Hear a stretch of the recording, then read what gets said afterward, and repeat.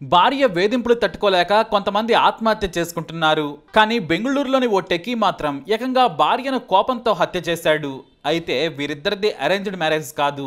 చిన్నప్పటి నుంచి ఒకరికి ఒకరు తెలుసు. వాళ్లే రాజేంద్ర, గౌరీ. రాజేంద్ర వయసు 36 ఏళ్లు, గౌరీ వయసు 32. అయితే తన సోదరి కూతురే గౌరీ. చిన్నప్పటి నుంచి కలిసే పెరిగారు. తనకంటే 4 ఏళ్లు చిన్నైన గౌరీతో ప్రేమలో పడ్డాడు రాజేంద్ర. ఆమె చదువుకునేటప్పుడు సాయం చేస్తూ తన మేనకోడలతో ప్రేమలో పడ్డాడు. ఆమె కోసం పెళ్లిని 4 ఏళ్లు వాయిదా కూడా వేసుకున్నాడు. చివరకు తన అక్కా బావలను ఒప్పించి పెళ్లి చేసుకున్నాడు. వీరిద్దరిది పూణే. అయితే జాబ్ కోసం బెంగళూరులో సెటిల్ అయ్యారు రాజేంద్ర, గౌరీ.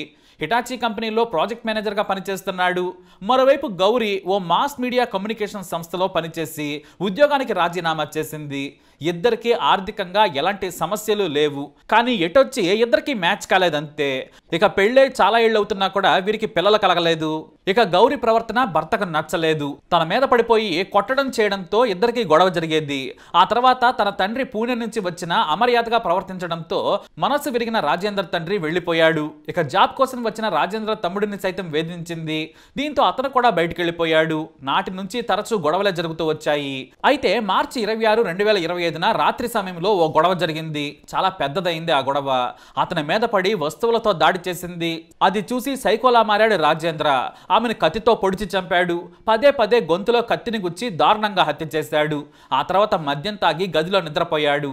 ఆ మర్నాడు భార్య మృతదేహాన్ని మొక్కలు చేశాడు. ఓ సూట్ కేసులో కుక్కాడు. అయితే మృతదేహాన్ని మాయం చేయాలనుకున్నా కూడా మనసు మార్చుకున్నాడు. ఇంటికి తాళం వేయకుండా బయటకొచ్చేశాడు. ఆ తర్వాత ఇంటి యజమానికి తాను భార్యను హత్య చేశానని చెప్పాడు. మృతదేహం సూట్ కేసులో ఉందని చెప్పి వేగంగా వెళ్ళిపోయాడు. దీంతో భయపడ్డ ఇంటి యజమాని పోలీసులకు సమాచారం ఇచ్చాడు. అప్పటికే సాయంత్రం 5:30 గంటలైంది. పోలీసులు ఫోరెన్సిక్ టీంతో సహా అక్కడికి చేరుకున్నారు. ఇక రైల్వే స్టేషన్కి వెళుతూ తన తండ్రికి కూడా ఫోన్ చేసి విషయాన్ని చెప్పాడు. నాన్న, నేను గౌరీ వేధింపులు భరించలేకపోయాను. నిత్యం అవమానిస్తోంది. మిమ్మల్ని కూడా అవమానించింది. అందుకే ఆమెతో నేను వేగలేకపోయాను. కోపంలో చంపేశాను. బాడీ ఇంట్లో ఉంది. మా ఓనర్కి కూడా ఈ విషయం చెప్పాను. ఈ పాటికి పోలీసులు వచ్చుంటారు. నేను మీ దగ్గరకు వస్తున్నాను. నా గురించే మీరు భయపడద్దు. నేను మిమ్మల్ని ఓసారి చూస్తాను. ఆ తర్వాత ఎలాగూ పోలీసులు నన్ను అరెస్ట్ చేస్తారని చెప్పాడు. అంతేకాదు, నేను గౌరీని చంపినట్లు ఆమె తల్లిదండ్రులకు ఫోన్ చేసి చెప్పు. నేనే చంపానని చెప్పు. ఆమె వేధింపులు తట్టుకోలేకపోయాను. మీరు కూడా నా వైపు మాట్లాడలేదని అక్కకు చెప్పమని కూల్గా ఫోన్ పెట్టేశాడు. అతను పూణేలోని తన తల్లిదండ్రుల ఇంటికి వెళ్ళిపోయాడు. ఆ తర్వాత బయటికి వెళ్తున్నట్లు చెప్పి బయటికి వెళ్ళాడు. కానీ తల్లిదండ్రులు ఇంట్లోనే ఉండాలని కోరారు. తాను పోలీసులకు లొంగిపోతారని బయటికి వెళ్ళిపోయాడు. మరోవైపు బెంగళూరు పోలీసులు ఆధారాలన్నీ కూడా సేకరించి ఫోన్ లొకేషన్ ను ట్రేస్ చేయగా పూణేలో ఉన్నట్లు చూపించింది. ఇక అక్కడే పూణేలోని శ్రీవాల్ పోలీస్ స్టేషన్కి వెళ్ళి లొంగిపోయాడు. తాను బెంగళూరులో నా భార్యను హత్య చేశాను, నాదే తప్పని కన్నీళ్లు పెట్టుకున్నాడు. అయితే నేను బతకను సార్, నేను విషం తాగాను, ఎలాగూ చనిపోతాను, నా భార్య వల్ల నా జీవితం నాశనమైందని పోలీస్ స్టేషన్లోనే వాంతి చేసుకున్నాడు. దీంతో పోలీసులు వెంటనే పక్కనే ఉన్న సతారా ఆసుపత్రికి తరలించారు. పరిస్థితి సీరియస్ గా ఉండడంతో సాసున్ ఆసుపత్రికి రాజేంద్రను తరలించారు. అయితే ఆసుపత్రి దగ్గర మీడియాతో మాట్లాడాడు రాజేంద్ర తండ్రి రాకేష్. వాళ్ళిద్దరూ ప్రేమలో ఉన్న విషయం మాకు తెలియదు. ఇద్దరి మనస్తత్వం కూడా మాకు తెలియదు. రాజేంద్ర కూడా చాలా మంకు మనిషి. ఇటు గౌరికి కోపం ఎక్కువ. మీ ఇద్దరికి సూట్ కాదు, పైగా మ్యాన్ రకం అవుతుంది. మీకు రేపు పుట్టే పిల్లలు కూడా అనారోగ్యం పాలు కావచ్చు, వద్దని వారించాం. కానీ మేము పెళ్లి చేసుకుంటామని చెప్పారు. అయినా సరే నేను వద్దని చెప్పాను. 4 ఏళ్లు పెళ్లిని ఆపాను. రాజేంద్ర ఏమో తన మేనకోడలని తప్ప మరొకరిని పెళ్లి చేసుకోనని మంకు పట్టాడు. ఆ తర్వాత గౌరీ కూడా మీరు పెళ్లి చేయకపోతే బయటికి వెళ్లి కాపురం పెడతామని చెప్పింది. గౌరికి అసలే కోపం ఎక్కువ. చాలా గారాభంగా పెరిగింది. ఆమె చెప్పిందే నడవాలనే మనస్తత్వం. మా ఇంటి అమ్మాయే కదా సర్దుకుంటుందనుకున్నాం. మేము కూడా చాలా గారాభం చేశాం. వాడిద్దరికి సూట్ కాదని తెలిసినా కూడా పెళ్లి చేసుకున్నారు. అయితే పెళ్లి తర్వాత కొన్నాళ్లు బాగానే ఉన్నారు. ఎప్పుడైతే ఇద్దరు వర్క్ ఫ్రం హోమ్ జాబ్ చేయడం మొదలు పెట్టారో గొడవలు మొదలయ్యాయి. ఈ మధ్య గౌరీ జాబ్ పోయింది. నాటి నుంచి ఆమె పిచ్చిగా ప్రవర్తించేది. నిత్యం డబ్బులు కావాలని రాజేంద్రను వేధించేది. మేకప్ కిట్లు కొనమనేది. టూర్కి వెళదామని, సినిమాకని రాజేంద్రతో గొడవ పెట్టుకునేది. వారికి సంతానం కూడా కలగలేదు. 2 సార్లు అబార్షన్ కూడా అయింది.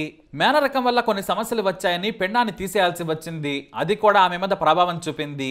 రాజేంద్ర సహా ఎవరిని లెక్క చేయలేదు. నేను వెళితే నన్ను కూడా అవమానించింది. నా కూతురే కదా అని నేను పట్టించుకోలేదు. కానీ రాజేంద్ర చాలా హర్ట్ అయ్యాడు. ఆ తర్వాత రాజేంద్ర తమ్ముడు సాఫ్ట్వేర్ జాబ్ కోసం వెళితే ఓ చిన్న మాట అన్నందుకు చెంపల మీద కొట్టింది. ఆ తర్వాత అతను కూడా వారింట్లో నుంచి వెళ్ళిపోయాడు. ఇలా నిత్యం గొడవ పడుతూనే ఉన్నారు. కలిసి ఉండే కంటే విడిపోమని కూడా నేను చెప్పాను. కానీ ఇతర కుటుంబ సభ్యులు వద్దన్నారు. ఇప్పుడు నేను ఇలాంటి ఘోరం చూడాల్సి భరించాల్సి వచ్చిందని తండ్రి వాపోయాడు. మరోవైపు రాజేంద్ర ఆరోగ్యం కుదుటపడగానే బెంగళూరు తీసుకొచ్చారు పోలీసులు. మళ్ళీ అనారోగ్యంగా ఉందంటే ఆసుపత్రిలో పరీక్షలు చేయించారు. ఆ తర్వాత జైలుకు తరలించారు. అలా ప్రేమ పెళ్లి చివరకు విభేదాల కారణంగా హత్యకు దారితీసింది. మరోవైపు గౌరీ అంత్యక్రియలు చేసేందుకు ఆమె మృతదేహాన్ని కుటుంబ సభ్యులు తీసుకెళ్లారు. అలా భార్యన తన మేనకోడలను చంపేశాడు. సూట్ కేసులో కుక్కాడు. కానీ క్షణికావేశంలో చేసిన తప్పు వెంటనే తెలిసొచ్చింది. వెంటనే పోలీసులకు లొంగిపోయాడు. మరి రాజేంద్ర చేసిన తప్పుపై మీ అభిప్రాయం ఏంటి? తప్పకుండా కమెంట్ ద్వారా తెలియజేయండి. ఈ వీడియో అప్డేట్స్ కోసం మై ఛానల్ ఫాలో అవ్వండి. అలాగే తప్పకుండా సబ్స్క్రైబ్ చేసుకోండి. ಓದ್ಬಿಟ್ಟು ಸಾರಾಂಶ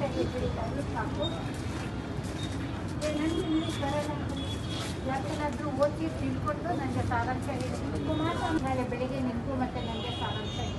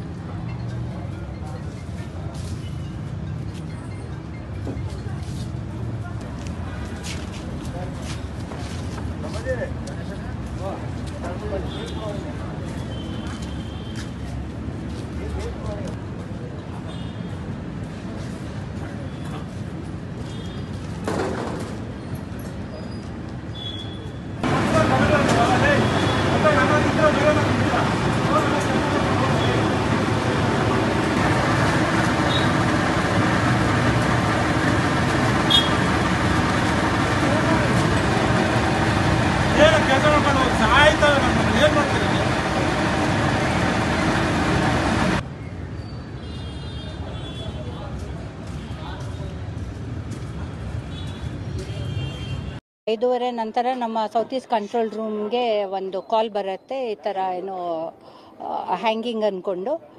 ಆ ಕಾಲ್ ಇದು ಮಾಡಿಕೊಂಡು ನಮ್ಮ ಹುಲಿಮಾವು ಇನ್ಸ್ಪೆಕ್ಟರ್ ಮತ್ತು ಟೀಮ್ ಬಂದು ಚೆಕ್ ಮಾಡಿದಾಗ ಮನೆ ಲಾಕ್ಡ್ ಇತ್ತು. ಅದು ಓಪನ್ ಮಾಡಿ ನೋಡಿದಾಗ ಗೊತ್ತಾಗತ್ತೆ ಕಿ ಬಾತ್ರೂಮ್ದಲ್ಲಿ ಒಂದು ಸೂಟ್ ಕೇಸ್ ಇದೆ. ಸೊ ಪ್ರಾಬಬ್ಲಿ ಏನೋ ಅಫೆನ್ಸ್ ಆಗಿದೆ ಅಂದ್ಕೊಂಡು ಆಮೇಲೆ ಈಗೆಲ್ಲ ಫೊರೆನ್ಸಿಕ್ ಎಕ್ಸ್ಪರ್ಟ್ಸ್ ಎಲ್ಲ ಬಂದು ತೆಗೆದು ನೋಡಿದಾಗ ಲೇಡಿದು ಬಾಡಿ ಇದೆ, it is intact, there are marks. ಮತ್ತು ಅವ್ರದ್ದು ಹಸ್ಬೆಂಡ್ ಇರಲಿಲ್ಲ, ಟ್ರ್ಯಾಕ್ ಮಾಡಿದಾಗ ಅವ್ರದ್ದು ಹಸ್ಬೆಂಡು ಡಿಟೈನ್ ಆಗಿದ್ದಾರೆ. We have taken up the one murder case. ಈಗ ತನಿಖೆ ಮಾಡ್ತೀವಿ ಏನಾಯ್ತು ಅಂದ್ಕೊಂಡು ಅವರು ಸಿಕ್ಕಿದ್ದಾರೆ. ಇವರಿಬ್ರು 2 ವರ್ಷ ಆಗಿದೆ ಮದುವೆ ಆಗಿ, ಮಹಾರಾಷ್ಟ್ರದವರು. ಇಲ್ಲಿ ಹೋದ ತಿಂಗಳು ಬಂದಿದ್ರು ಜಾಬ್ ಮಾಡೋಕ್ಕೆ. ಅವರು IT ದಲ್ಲಿ ಪ್ರಾಜೆಕ್ಟ್ ಮ್ಯಾನೇಜರ್ ಆಗಿ ಹಿಟಾಚಿ ಕಂಪ್ನಿದಲ್ಲಿ ಏನೋ ಕೆಲಸ ಮಾಡ್ತಾ ಇದ್ದಾರೆ. ಅವರು ಹೌಸ್ ವೈಫ್ ಇದ್ರು, ಜಾಬ್ ಹುಡುಕ್ತಾ ಇದ್ರು ಅಂತೆ. ಇಲ್ಲ ಪೀಸಸ್ ಇಲ್ಲ, ಬಾಡಿ ಫುಲ್ ಇದೆ. ಸೂಟ್ ಕೇಸಲ್ಲಿ ಇಟ್ಟಿದ್ದಾರೆ. ಅದು ನಾಳೆ ಇದರಿಂದ ಎಕ್ಸ್ಪರ್ಟ್ಸ್ ಇಂದ ನಾವು PM ಮಾಡಿಸಿದಾಗ ಗೊತ್ತಾಗುತ್ತೆ ಇಲ್ಲಿ ಏನೇನು ಇಂಜುರೀಸ್ ಇದೆ ಅಂತ.